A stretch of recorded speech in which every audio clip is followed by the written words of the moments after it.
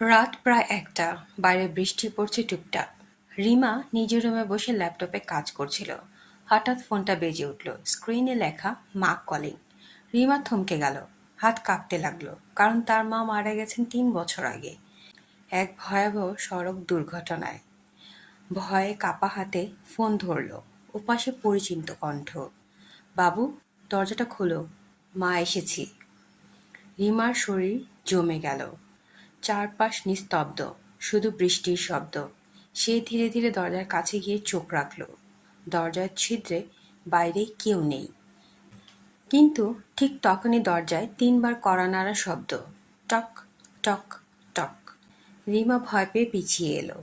ফোনটা আবার বেজে উঠল, কিন্তু স্ক্রিনে এবার কোনো নাম নেই, শুধু একটা নম্বর, ০০০০০।